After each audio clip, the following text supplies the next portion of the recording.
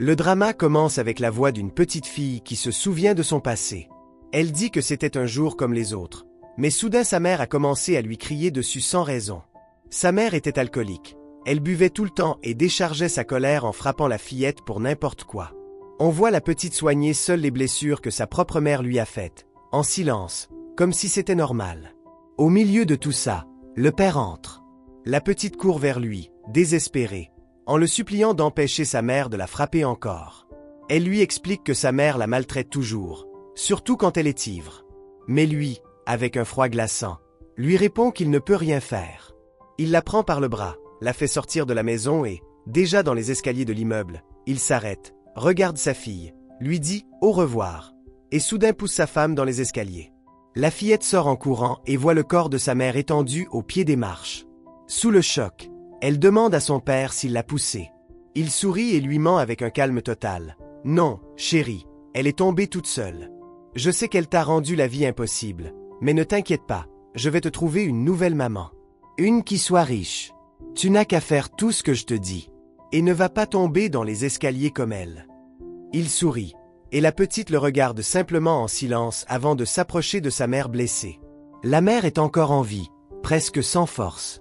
Elle supplie sa fille d'appeler une ambulance, de l'aider avant de mourir. Mais la fillette, se souvenant de tous les coups, insultes et humiliations, lui tourne simplement le dos et s'en va. La mère meurt seule dans ses escaliers.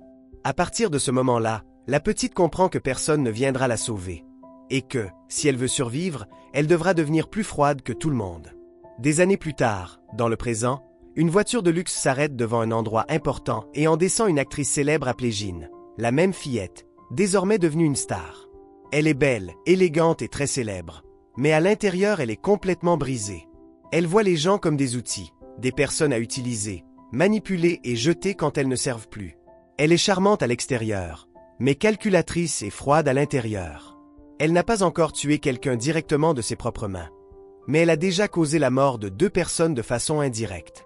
Pour comprendre comment cet enfant maltraité est devenu l'une des actrices les plus connues de Corée, l'histoire nous ramène plusieurs années en arrière, à ses jours de lycée. Au lycée, Jean est une élève apparemment normale, mais très intelligente. Un jour, en classe, les élèves fêtent l'anniversaire d'une professeure. Tout semble joyeux jusqu'à ce que, soudain, une élève furieuse entre, traverse la salle et gifle la professeure devant tout le monde. Ensuite, elle montre des photos compromettantes d'elle et ces images deviennent virales sur Internet. La professeure perd son travail. Une enquête est ouverte sur elle et les parents commencent à la regarder avec mépris. Plus tard, on découvre que tout cela était l'œuvre de Jean. C'est elle qui a préparé ces preuves et ce scandale comme un cadeau d'anniversaire tordu. Elle s'approche de la prof et lui dit avec un sourire glacé « Joyeux anniversaire. Tu as aimé ton cadeau? Tu dis toujours que je n'ai pas de parents. Alors je ne pouvais t'offrir que quelque chose à m'apporter. » La professeure reste sous le choc, sans comprendre comment une élève a pu détruire sa vie en quelques heures. Au milieu de ce chaos apparaît Chia, l'élève numéro 1 du lycée, la fille parfaite classique, riche, studieuse, avec des parents influents. Mais ce jour-là, elle apprend qu'elle n'est plus première. Désormais, Jean est au-dessus d'elle grâce à un examen d'art. Chia se met en colère. Elle se souvient avoir vu Jean seule avec le professeur d'art et commence à suspecter qu'il s'est passé quelque chose de louche. À partir de là, Chia essaie de se rapprocher de Jean, comme si elle voulait devenir son amie. Mais Jean la regarde avec ce drôle de sourire, calme à l'extérieur, dangereuse à l'intérieur. Chia se rend compte que Jean n'est pas aussi innocente qu'elle en a l'air et que derrière ce beau visage se cache quelque chose de bien plus sombre. Lors d'une cérémonie scolaire, on annonce les élèves distingués. Jean est récompensé pour avoir fini numéro 1. Et un garçon appelé Wang, que l'on appelle parfois Hang dans le récap, gagne un concours d'écriture. Le lycée annonce en plus une importante compétition et choisit Wang et Chia pour les représenter. Mais Wang, à la surprise générale, cède sa place à Jean. Cela humilie encore plus Chia, qui n'est pas prête à perdre quoi que ce soit face à cette orpheline mystérieuse. À la maison, Chia se plaint auprès de sa mère, qui la rassure en lui disant qu'elle peut tout arranger comme toujours, en soudoyant des professeurs, comme elle le faisait avant avec la prof qui est aujourd'hui au cœur du scandale. Chia demande si Jean reçoit des cours particuliers, parce qu'elle est étrangement douée. Sa mère lui explique que non, que Jean est orpheline et que ses parents sont morts, donc pas question de cours privés coûteux. Et au lieu d'en avoir pitié, Chia se réjouit, Quelqu'un sans argent ne devrait pas la surpasser. Pendant ce temps, Wang rencontre Jin. Il semble attiré par elle, mais porte aussi ses propres traumatismes. Dans son esprit revient le souvenir d'une personne en train de se noyer en criant son nom. Jin lui demande de lui prêter un livre et, à l'intérieur, elle trouve une lettre. C'est une confession de Xia, où elle dit à Wang qu'il lui plaît et qu'elle pense qu'ils formeraient un beau couple.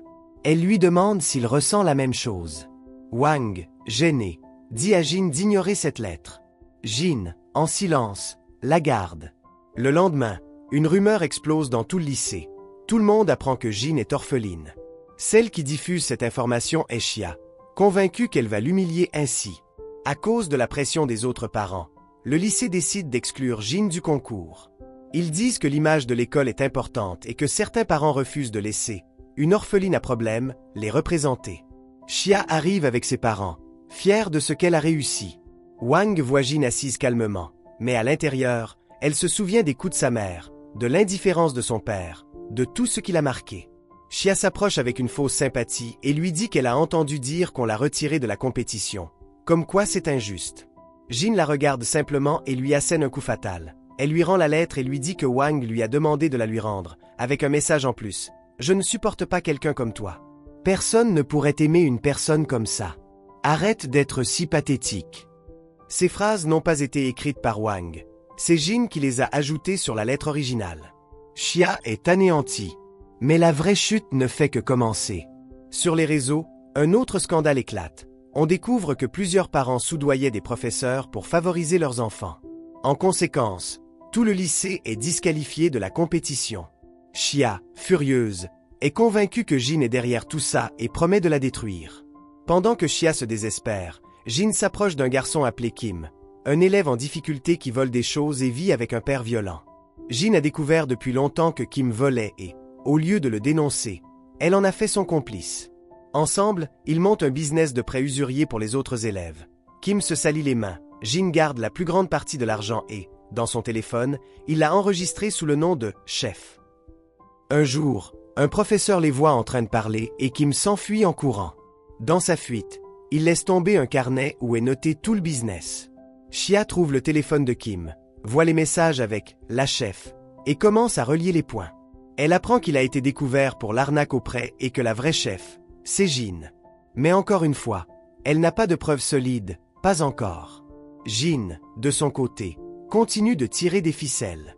Elle profite de Kim, profite des secrets de ses camarades, manipule les professeurs et détruit des réputations sans que presque personne ne puisse rien prouver.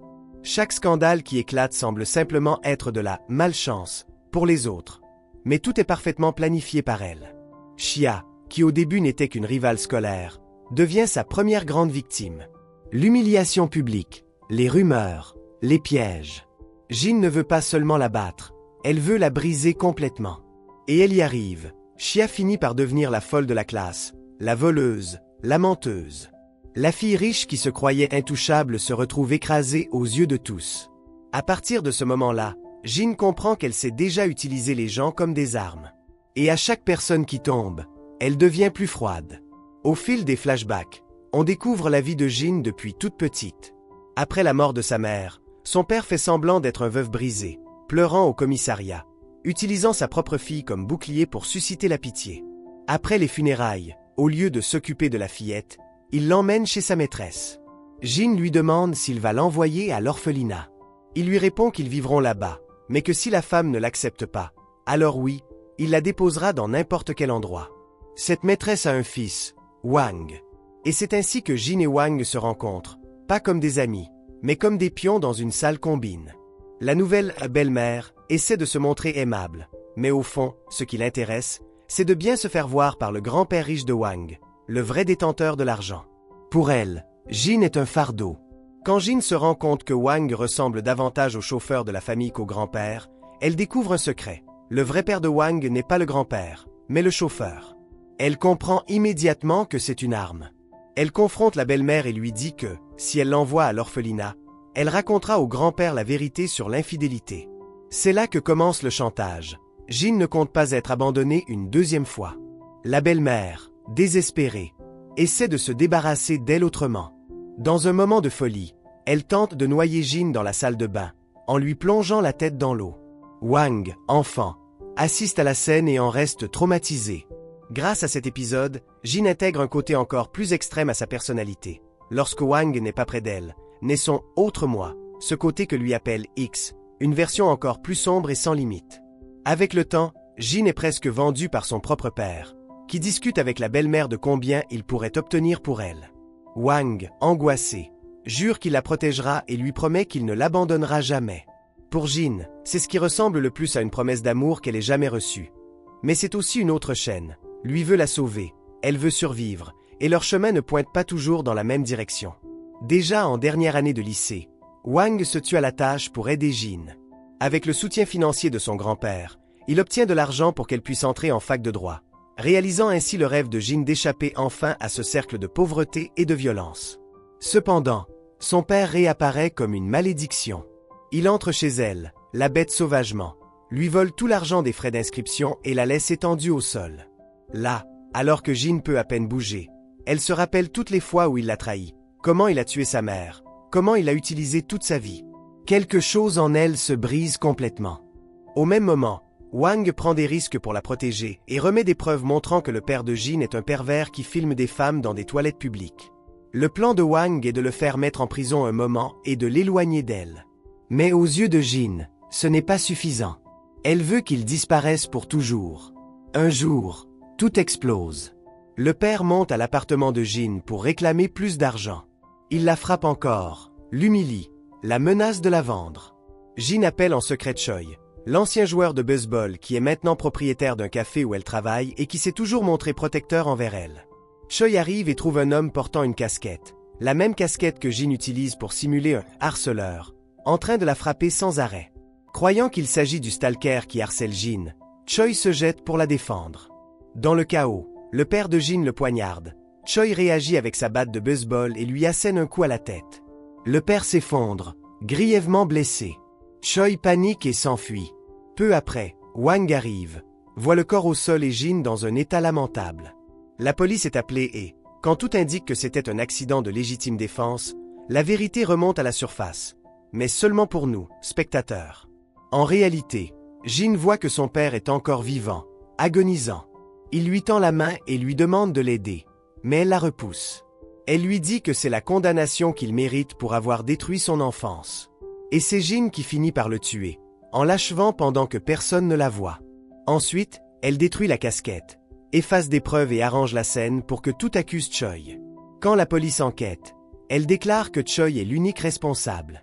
Les détectives essaient de manipuler l'affaire pour l'accuser elle et soutirer un pot de vin à la famille de Choi. Mais Jin, qui n'est pas idiote, arrive à enregistrer leur conversation corrompue et utilise cet enregistrement comme arme. En plein chaos, Wang se sacrifie aussi. Il avoue être le « harceleur » et déclare devant la police que c'est lui qui a tué le père, même si ce n'est pas vrai. Il répète qu'il est prêt à porter ce fardeau parce qu'il aime Jin et veut la protéger, même contre elle-même. Au final, la police clôt l'affaire en accusant officiellement Choi de la mort du père et en laissant Jin libre. Jin passe sous la protection de Seo, une puissante productrice qui voit en elle un diamant sombre, une fille qui n'a plus rien à perdre, prête à obéir tant qu'on la mène au sommet. Seo nettoie son casier, enterre l'affaire et lui pose une condition. Si elle veut être célèbre, elle devra couper tout lien avec Wang. Jin accepte sans trop de résistance.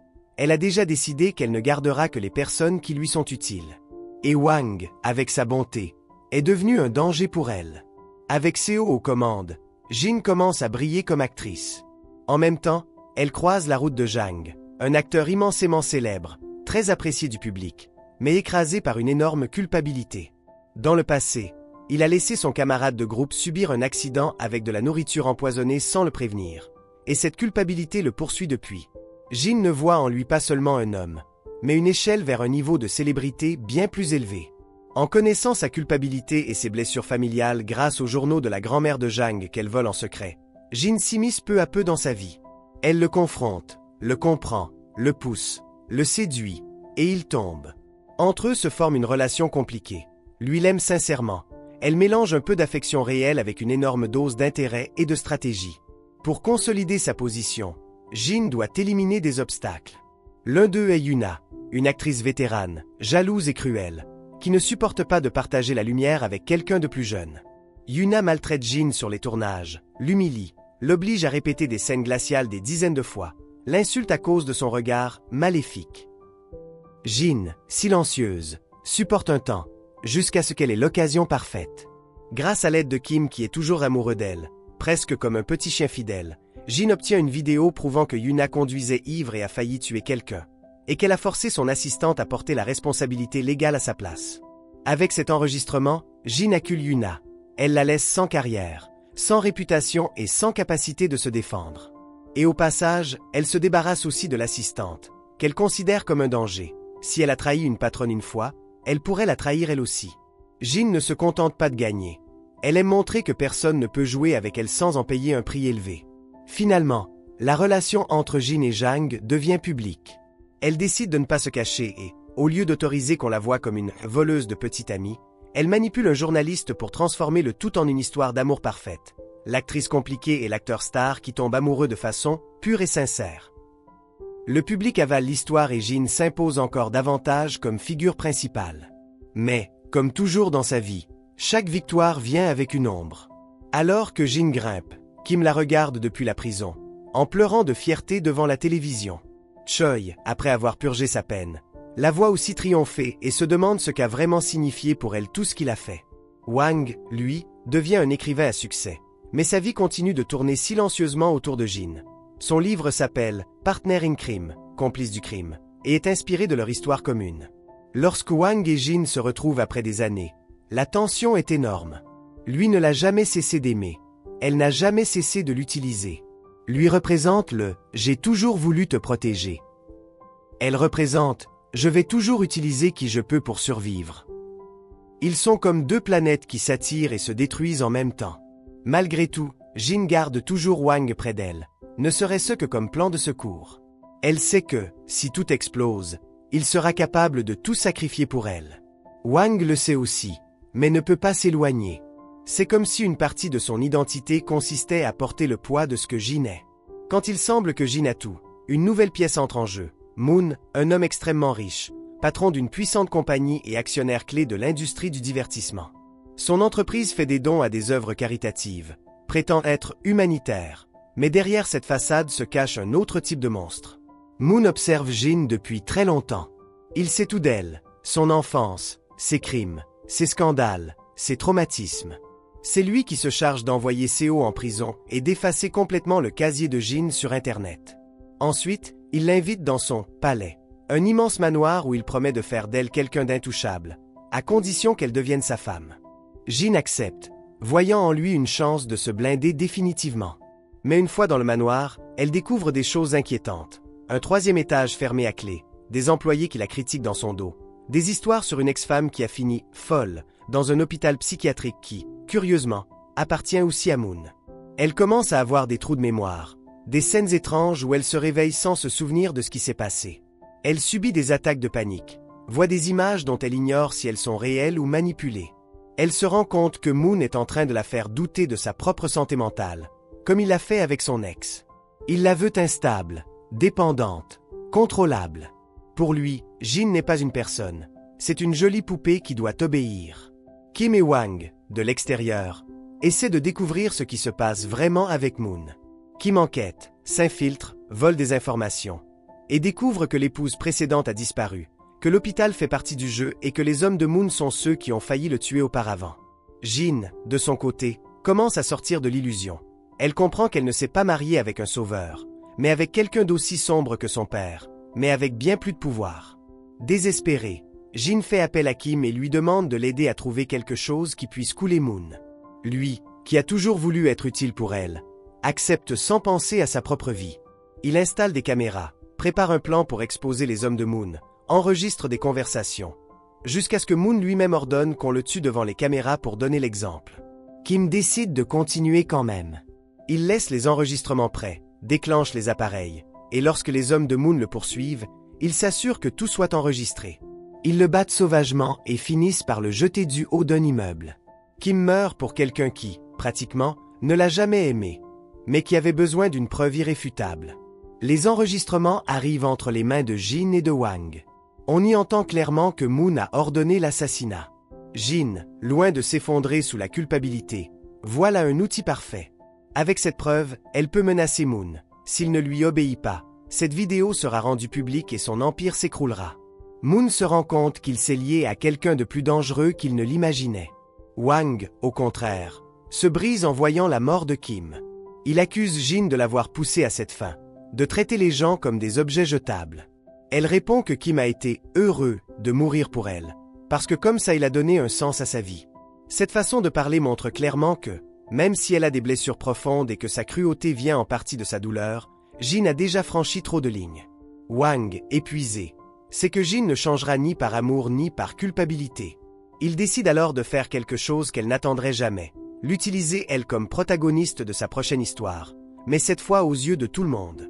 Arrive la grande soirée. Jin est nominée au prix de la meilleure actrice et le monde entier l'admire.